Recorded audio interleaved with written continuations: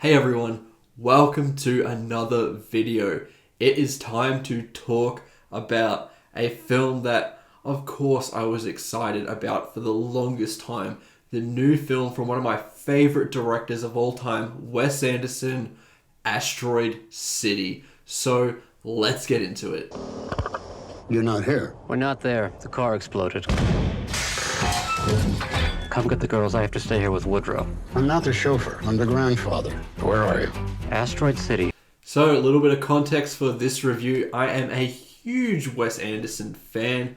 I have watched his films many times over. I've even reviewed a few of them on this channel, which you can check out. I just love this man's style. And if you watch his filmography from start to finish, you just see that he consistently evolves with each film. Whether it's just his style, which is still super distinct and unique, that I don't think has been replicated as effectively as what he can do, or it's just his very interesting way of telling a story with this very deadpan style of dialogue and delivery that comes off really charming by the time that you reach the end of the film. Now, I did go into this film with a tiny bit of skepticism just because this film, more than a lot of Wes Anderson's films recently, got hit with a lot of criticism. I think a lot of it boiled down to the fact that people were saying that his style just hasn't really evolved enough for them. It feels too samey. And with a lot of trends on TikTok with AI and people just trying to replicate his style, I think people were kind of overwhelmed and a little bit sick and tired and burnt out of this kind of style. So I went in thinking maybe this one is just going to be Wes Anderson doing his thing and that's it, not actually trying to do anything special or different. And I have to say that really isn't the case with this movie. I really love Asteroid City and what it achieves. It just feels like another step in his evolution as a filmmaker.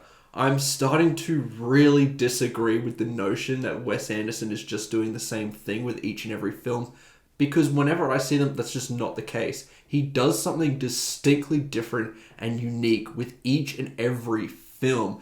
Just because you look at a photo of a Wes Anderson film and you see the symmetry and a lot of those telltale signs of his films does not mean that every single one of his films are the same. They do a lot of different things stylistically. They do a lot of different things with the way that he presents a narrative. And Asteroid City does that too in spades. He's kind of been building towards creating a film that looks and feels a lot like a play. And Asteroid City is truly just him embracing that. I don't want you to get any kind of notion for what this film truly is. So I'll give you just a tad bit of a spoiler warning. I'm not really going to talk about the ending or anything. It's just that the way that this film is presented a little bit. So here we go. This movie is not just about an alien invasion or anything like that, as the trailers kind of hinted towards. Those moments are in there, sure, but it's all a play within this film. We have the colored sequences, which are all focused on the production and just the story playing out as a play for us as the audience. Then there are these black and white sequences about the process that it took to make this theater production and the narratives of everyone involved with this. Now, this might take a bit to get used to, especially if you're not used to the way that Anderson makes films, because it doesn't really spell it out for you. It's kind of just implied through the way that he tells films. Now, what is it that makes Asteroid City unique, you may ask? Well, I think that what makes Asteroid City really distinct from the rest of Anderson's filmography is the fact that this is easily his most complex narrative by far. Anderson usually tells stories that are very melancholic and have a lot more to them if you look a little bit deeper into them, but they're usually quite accessible, that if you looked at everything at face value, you'd get a lot out of it. However, lately he has been drifting away from that quite a bit. The French Dispatch, I think, was at the time his most complex movie, with all of these different arcs playing out and with this one thread going through the whole thing. With Asteroid City, he's telling about 5 different narratives almost at once at times, and the dialogue and the way that he tells his films, you kind of need to adjust quickly to the way that the story is being presented. Otherwise, it is easy to get lost at times. I think that may be a drawback for a lot of people because these films always have really large ensembles, and this one could be at the detriment of the film to a lot of people because we're focusing on so many characters, so many moments, that it's hard for the audience to really get behind a lot of the characters. And for many, I can definitely see criticisms of this being unfocused or just frustrating and not giving the audience a reason to care. However, I didn't really find that to be the case just because I really love the stylistic choices that Anderson always presents in his films. I know I'm going to rewatch this again, so a lot of the stuff that I didn't really pick up on in this first viewing, I know I'm going to pick up on the second one. There is a lot of meta storytelling. There is a ton of metaphors in this, and if you're not really looking into that, you're going to get lost really quick. I think Asteroid City is actually a fantastic exploration of grief, and the way it handles it is just unlike anything I've really seen before. It is quite a heavy topic, but we're kind of used to it at this point from Wes Anderson. He kind of sneaks that into his films, and he definitely does that here. But this one doesn't spell it out for you. There's a lot of visual motifs and just little references to what the deeper meaning of the film is that I think, once again, if you're not really looking for those things and you're taking everything at face value, you're going to get lost and you're not going to find this film incredibly profound. Both the black and white and colored sequences really support that narrative the whole way through, and it actually shows that Wes Anderson has given this a lot of thought. It's not something that is really all that unfocused if you really look at what it's trying to do. It kind of goes along with a lot of the criticisms that this received in terms of just being another Wes Anderson movie, because I have always thought that if you're someone who's saying this, I hate to be that guy, but I feel like you're really not understanding or at least connecting with what he's trying to do. And with Asteroid City, he is making really bold choices that he hasn't really done before in terms of presenting a narrative in this structure. He is really staying tight to a 3-act structure, more tight than the French Dispatch. He is 100% committing to surrealism. Now, with this story, there is a massive ensemble full of just amazing performances the whole way around. Jason Schwartzman, a consistent collaborator with Wes Anderson, is pretty much the lead here. That's really hard to define one, but I would say he has the most screen time here. He is an interesting character, and it is probably one of my favorite performances from him. I don't really see an amazing performance from Schwartzman unless it's a Wes Anderson movie. He kind of brings the best out of him, and it's definitely no different here. It's a very quirky and at times complex performance. There's kind of a lot happening behind his eyes that I really liked, and as we explored who this character was and what he's going through a lot more as it went on, I just really connected with this character in a lot of ways. Other standouts are people like Scarlett Johansson, who I just love seeing outside of Marvel because I think she is one of the best actresses working, and she is incredible in this movie. Edward Norton is also in this, and he has some really great moments too. There are also 3 little girls in this that I thought were just incredibly funny the whole way through. They're not in it enough where they're annoying. They're just in it enough to really provide a lot of that comedic relief. It works really well with the style of dialogue that we're used to from Wes Anderson. Then we of course have to talk about the aliens here. This whole play and the story that's progressing here revolves around Asteroid City, this almost Nevada Area 51-esque looking town that, by the way, looks stunning. The production design looks absolutely fantastic. It kind of draws on a lot of films from the 50s or the 40s where you kind of have that backdrop that is clearly painted on, and then you have a lot of stuff in the background that is pretty artificial, but it's definitely an intentional choice as it's trying to capture that aesthetic of a theater production, which I thought it did a remarkable job of. There's also plenty of stuff that happens in the background a lot in this movie. For example, there's like an FBI agent or Secret Service person just popping up every now and then, just spying on everyone, and I just really love that. It was just a nice little touch of humor that, if you're looking for it, was just really cool. But going back to the focus of Asteroid City, there is a really phenomenal scene, which I will talk about just a little bit. It is in the trailer, so I wouldn't consider it a spoiler.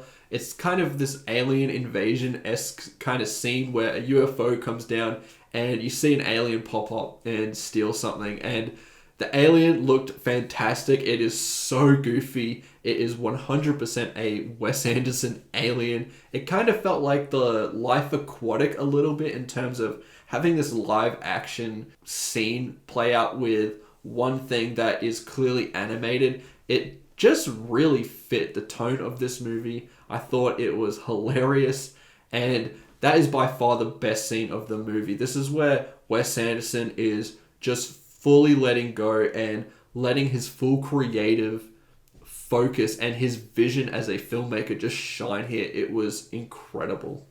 Now, once again, I do think there are concerns about the fact that this cast is big. I think with Anderson's films, the more and more he does, we're getting bigger and bigger casts, and I personally don't mind it. I actually really love it. However, I wouldn't mind seeing him go back to kind of focusing on 1, 2, or 3 kind of central protagonists and having kind of these supporting characters way in the backdrop more, just to give us someone that we can just connect to from start to finish. Fantastic Mr. Fox, the Darjeeling Limited, that kind of style where you definitely have a real protagonist in the middle of it, because I think those concerns of him being too samey come from the fact that he is having these big ensembles exploring all of these characters. They're all goofy, and there is that consistent style. There is also the fact that sometimes it can be hard to follow. It is very stringent and strict in terms of its narrative structure, and it's not something that we're kind of accustomed to anymore. Films these days just play out a lot different to a theater production, and this wants to follow the structure of a theater production. And because of that, it's throwing all of these things at you at once. There's a ton of dialogue, there's a lot of things being said, there's all of that meta visual storytelling alongside all of these moments of introspectiveness and metaphors that might be just too much for a lot of people. I do recommend that if you do see this, even if you love the film like I did, watch it a second time. I think you'll pick up a whole lot more. I also just want to add on, I won't talk about this in detail, but I think the third act of this film was phenomenal. I think that's where we get those big emotional moments. It's when Anderson is really trying to explore something deeper, and I thought it was all very profound and worked so much. Once again, hard to follow because it's just strict dialogue, but I think it is worthwhile and excellent dialogue that enhances the film so much more, gives us a lot more context to these characters, and really hits home the journey that they're on. It can feel like a bit of a hangout movie in those first 2 acts where we're just kind of having a day in the life with these characters and just seeing what they're about. But that third act, it really gains focus, I thought. There is honestly so much more to be said about this movie. I think Bryan Cranston is great too. He just has these kind of fourth wall breaking moments that really work for this film. I just think that this is one of the best of the year, I think. I'm a huge Anderson fan. Of course, I'm a little bit biased. I think that if I am being truly fair here, that this is definitely still targeted for Wes Anderson fans, kind of like The French Dispatch was. I know a ton of people who don't really enjoy that movie because they're not really Wes Anderson fans. I, as a fan of him, loved that movie, and I think it's a similar case here. I wouldn't really recommend Asteroid City if someone is trying to get into Wes Anderson's filmography. If you are, definitely try out ones like The Grand Budapest Hotel or Fantastic Mr. Fox, something like that It's a lot more digestible and really illustrates what Wes Anderson does and the kind of way that he communicates his narratives. Then you eventually work your way up to The French Dispatch and Asteroid City, where if you are in full understanding of what he does, then this hits home a lot more, just like The French Dispatch did. Okay, time to give this a score. This one, I've been bouncing between two scores the entire time, and I really don't know where I'm going to land on this by the time I see this a second or third time, but I think I'm going to do it. I think that Asteroid City to me is a 5 out of 5. I really love this film. I'm going to be pondering this for a long time. It gave me a lot to chew on and digest, and I really cannot wait to see this a second time. Can they hurry up and do Criterion collections for the later Wes Anderson movies and do one for Asteroid City? Because I would love to also see how this was made and the whole process behind it all. It's just very interesting, and I just cannot help but be charmed and enamored by what Wes Anderson does each and every time. I understand if it's not for you and you're not a fan of his style. I completely get it. But for me as a fan, I couldn't really ask for more. I had a great time watching this. And as I said, I cannot wait to see this again. It is definitely better than a lot of films that I have seen this year. Anyway, those are my thoughts towards Asteroid City. If you've seen it, let me know what you think about it in the comments below. And if you disagree with me, I'm sure a lot of you out there do, let me know why. What let this be a bit of a letdown for you, or why it isn't as good as what I'm making it out to potentially be. I really want to have that discussion with you, so let me know your thoughts. Also, of course, I'm going to be doing a full ranking of Wes Anderson's filmography coming soon. It's probably going to be my next video, so look forward to that. Remember to like and subscribe, and I'll see you in the next one. Goodbye.